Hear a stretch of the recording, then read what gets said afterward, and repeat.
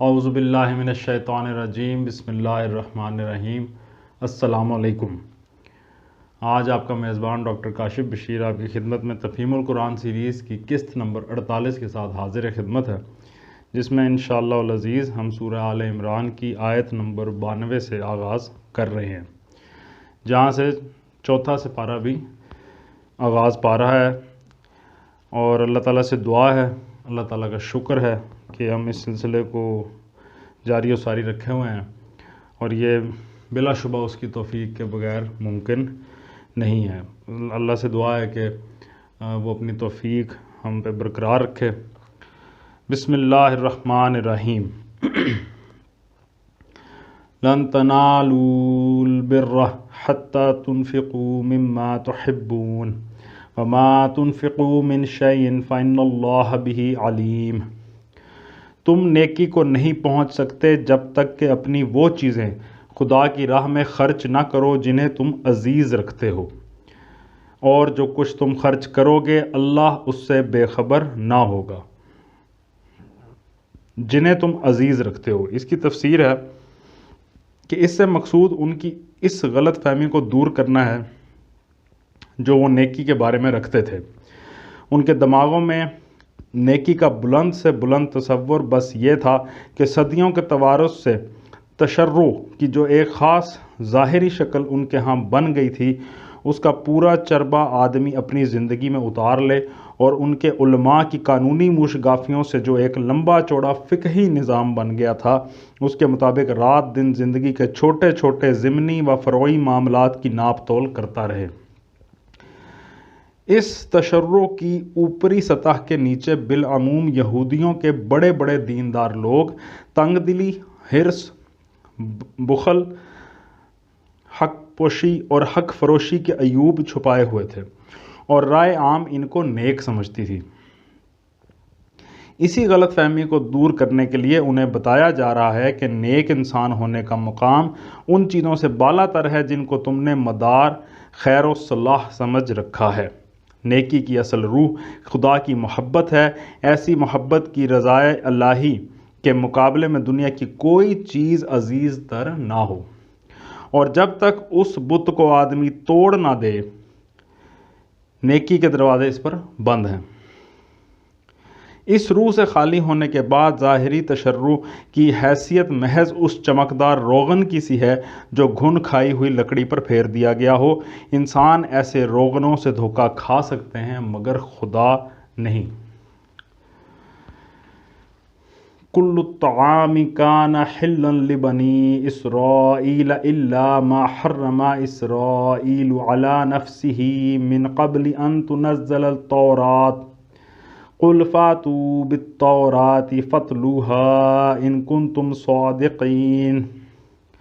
کھانے کی یہ ساری چیزیں جو شریعت محمدی صلی اللہ علیہ وآلہ وسلم میں حلال ہیں، بنی اسرائیل کے لیے بھی حلال تھیں، البتہ بعض چیزیں ایسی تھیں جنہیں تورات کے نازل کیے جانے سے پہلے اسرائیل نے خود اپنے اوپر حرام کر لیا تھا۔ ان سے کہو اگر تم اپنے اعتراض میں سچے ہو تو لاؤ تورات اور پیش کرو اس کی کوئی عبارت۔ تفسیر میں آیا کہ قرآن اور محمد صلی اللہ علیہ وآلہ وسلم کی تعلیمات پر جب علماء یہود کوئی اصولی اعتراض نہ کر سکے، کیونکہ اساس دین جن امور پر ہے ان پر انبیاء اور سابقین کی تعلیمات اور نبی عربی صلی اللہ علیہ وآلہ وسلم کی تعلیم میں یکسر منہ فرق نہ تھا، تو انہوں نے فقہی اعتراضات شروع کیے۔ اس سلسلے میں ان کا پہلا اعتراض یہ تھا کہ آپ نے کھانے پینے کی بعض ایسی چیزوں کو حلال قرار دیا ہے جو پچھلے انبیاء کے زمانے سے حرام چلی آ رہی ہیں۔ اسی اعتراض کا یہاں جواب دیا جا رہا ہے۔ اسرائیل سے مراد اگر بنی اسرائیل لیے جائیں تو مطلب یہ ہوگا کہ نزول تورات سے قبل بعض چیزیں بنی اسرائیل نے محض رسماً حرام قرار دے لی تھیں، اور اگر اس سے مراد حضرت یعقوب علیہ السلام لیے جائیں تو اس کا مطلب یہ ہوگا کہ آن جناب نے بعض چیزوں سے طبعی کراہت کی بنا پر یا کسی مرض کی بنا پر احتراز فرمایا تھا، اور ان کی اولاد نے بعد میں انہیں ممنوع سمجھ لیا۔ یہی مؤخر الذکر روایت زیادہ مشہور ہے، اور بعد والی آیت سے یہ بات صاف طور پر ظاہر ہوتی ہے کہ اونٹ اور خرگوش وغیرہ کی حرمت کا جو حکم بائبل میں لکھا ہے وہ اصل تورات کا حکم نہیں ہے، بلکہ یہودی علماء نے بعد میں اسے داخل کتاب کر دیا ہے۔ اس موضوع پہ مفصل بحث جو ہوئی ہے وہ سورہ انعام کے حاشیہ نمبر 122 پہ دیکھی جا سکتی ہے، انشاءاللہ ہم اس کا مطالعہ کریں گے۔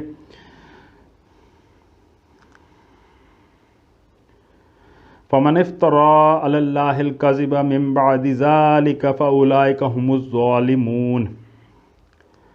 اس کے بعد بھی جو لوگ اپنی جھوٹی گھڑی ہوئی باتیں اللہ کی طرف منسوب کرتے رہیں وہی در حقیقت ظالم ہیں۔ قُلْ صَدَقَ اللَّهُ فَاتَّبِعُوا مِلَّةَ إِبْرَاهِيمَ حَنِيفًا وَمَا كَانَ مِنَ الْمُشْرِكِينَ۔ کہو اللہ نے جو کچھ فرمایا ہے سچ فرمایا ہے، تم کو یکسو ہو کر ابراہیم علیہ السلام کے طریقے کی پیروی کرنی چاہیے، اور ابراہیم علیہ السلام شرک کرنے والوں میں سے نہ تھا۔ تفسیر میں آیا کہ مطلب یہ ہے کہ ان فقہی جزیات میں کہاں جا پھنسے ہو، دین کی جڑ تو اللہ واحد کی بندگی ہے جسے تم نے چھوڑ دیا ہے، اور شرک کی علائشوں میں مبتلا ہو گئے ہو۔ اب بحث کرتے ہو فقہی مسائل میں، حالانکہ یہ وہ مسائل ہیں جو اصل ملت ابراہیمی سے ہٹ جانے کے بعد انحطاط کی طویل صدیوں میں تمہارے علماء کی موشگافیوں سے پیدا ہوئے ہیں۔ ان اول بیت وضع للناس للذی ببکۃ مبارکا وہدی للعالمین۔ ترجمہ: بے شک سب سے پہلی عبادت گاہ جو انسانوں کے لیے تعمیر ہوئی وہ وہی ہے جو مکے میں واقع ہے۔ اس کو خیر و برکت دی گئی تھی اور تمام جہان والوں کے لیے مرکز ہدایت بنایا گیا تھا۔ تفسیر میں آیا کہ یہودیوں کا دوسرا اعتراض یہ تھا کہ تم نے بیت المقدس کو چھوڑ کر کعبہ کو قبلہ کیوں بنا لیا ہے، حالانکہ پچھلے انبیاء کا قبلہ بیت المقدس ہی تھا۔ اس کا جواب سورہ بقرہ میں دیا جا چکا ہے، لیکن یہودی اس کے بعد بھی اپنے اعتراض پر مصر رہے، لہٰذا یہاں پھر اس کا جواب دیا گیا ہے۔ بیت المقدس کے متعلق خود بائبل ہی کی شہادت موجود ہے کہ حضرت موسیٰ علیہ السلام کے 450 برس بعد حضرت سلیمان علیہ السلام نے اس کو تعمیر کیا۔ سلاطین باب نمبر 6 آیت نمبر 1 اس کا ریفرنس ہے، اور حضرت سلیمان علیہ السلام ہی کے زمانہ میں وہ قبلہ اہل توحید قرار دیا گیا۔ اس کا ریفرنس کتاب مذکور باب نمبر 8 آیت نمبر 29 تا 30۔ برعکس اس کے یہ تمام عرب کی متواتر اور متفق علیہ روایات سے ثابت ہے کہ کعبہ کو حضرت ابراہیم علیہ السلام نے تعمیر کیا، اور وہ حضرت موسیٰ علیہ السلام سے 800-900 برس پہلے گزرے ہیں۔ لہٰذا کعبہ کی اولیت ایک ایسی حقیقت ہے جس میں کسی کلام کی گنجائش نہیں۔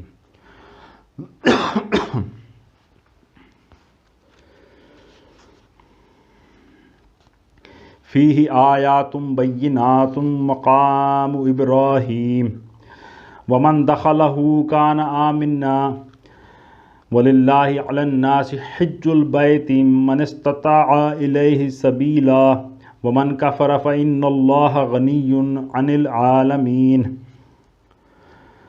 ترجمہ: اس میں کھلی ہوئی نشانیاں ہیں، ابراہیم علیہ السلام کا مقام عبادت ہے، اور اس کا حال یہ ہے کہ جو اس میں داخل ہوا مامون ہو گیا۔ لوگوں پر اللہ کا یہ حق ہے کہ جو اس گھر تک پہنچنے کی استطاعت رکھتا ہو وہ اس کا حج کرے، اور جو کوئی اس حکم کی پیروی سے انکار کرے تو اسے معلوم ہو جانا چاہیے کہ اللہ تمام دنیا والوں سے بے نیاز ہے۔ تفسیر میں آیا کہ یعنی اس گھر میں ایسی صریح علامات پائی جاتی ہیں جن سے ثابت ہوتا ہے کہ یہ اللہ کی جناب میں مقبول ہوا ہے، اور اسے اللہ نے اپنے گھر کی حیثیت سے پسند فرما لیا ہے۔ لک و دک بیابان میں بنایا گیا، اور پھر اللہ نے اس کے جوار میں رہنے والوں کی رزق رسانی کا بہتر سے بہتر انتظام کر دیا۔ 2500 برس تک جاہلیت کے سبب سے سارا ملک عرب انتہائی بدامنی کی حالت میں مبتلا رہا، مگر اس فساد بھری سرزمین میں کعبہ اور اطراف کعبہ ہی کا ایک خطہ ایسا تھا جس میں امن قائم رہا۔ بلکہ اسی کعبے کی یہ برکت تھی کہ سال بھر میں 4 مہینے کے لیے پورے ملک کو اس کی بدولت امن میسر آ جاتا تھا۔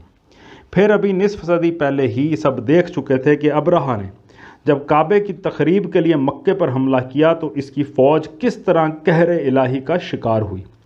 اس واقعے سے اس وقت عرب کا بچہ بچہ واقف تھا اور اس کے چشم دید شاہد ان آیات کے نزول کے وقت موجود تھے۔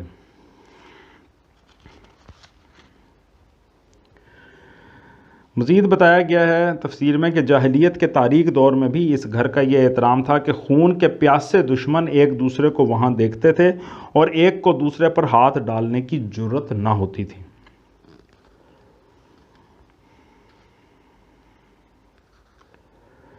قُلْ يَا أَهْلَ الْكِتَابِ لِمَ تَكْفُرُونَ بِآيَاتِ اللَّهِ وَاللَّهُ شَهِيدٌ عَلَى مَا تَعْمَلُونَ۔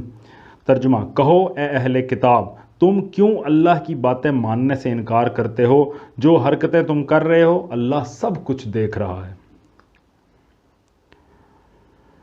قُلْ يَا أَهْلَ الْكِتَابِ لِمَ تَصُدُّونَ عَنْ سَبِيلِ اللَّهِ مَنْ آمَنَ تَبْغُونَهَا عِوَجًا وَأَنْتُمْ شُهَدَاءُ وَمَا اللَّهُ بِغَافِلٍ عَمَّا تَعْمَلُونَ۔ ترجمہ، کہو اے اہل کتاب، یہ تمہاری کیا روش ہے کہ جو اللہ کی بات مانتا ہے اسے بھی تم اللہ کے راستے سے روکتے ہو اور چاہتے ہو کہ وہ ٹیڑھی راہ چلے، حالانکہ تم خود اس کی راہ راست ہونے پر گواہ ہو۔ تمہاری حرکتوں سے اللہ غافل نہیں ہے۔ یا ایھا الذین آمنوا ان تطیعوا فریقا من الذین اوتوا الکتاب یردوکم بعد ایمانکم کافرین۔ ترجمہ، اے لوگو جو ایمان لائے ہو، اگر تم نے ان اہل کتاب میں سے ایک گروہ کی بات مانی تو یہ تمہیں ایمان سے پھر کفر کی طرف پھیر لے جائیں گے۔ وَكَيْفَ تَكْفُرُونَ وَأَنْتُمْ تُتْلَى عَلَيْكُمْ آيَاتُ اللَّهِ وَفِيكُمْ رَسُولُهُ وَمَنْ يَعْتَصِمْ بِاللَّهِ فَقَدْ هُدِيَ إِلَى صِرَاطٍ مُسْتَقِيمٍ۔ ترجمہ، تمہارے لیے کفر کی طرف جانے کا اب کیا موقع باقی ہے جبکہ تم کو اللہ کی آیات سنائی جا رہی ہیں اور تمہارے درمیان اس کا رسول صلی اللہ علیہ وآلہ وسلم موجود ہے، جو اللہ کا دامن مضبوطی کے ساتھ تمہارے درمیان اس کا رسول موجود ہے۔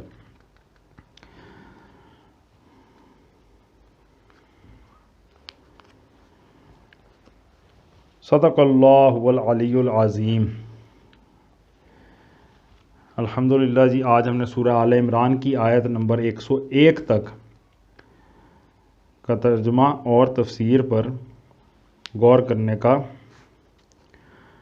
کرنے کی کوشش کی ہے، اور اللہ تعالیٰ سے دعا ہے کہ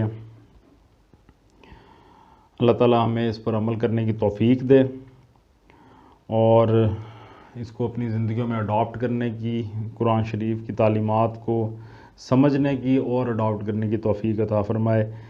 اسی دعا کے ساتھ آپ لوگوں کا بہت بہت شکریہ۔ اللہ حافظ۔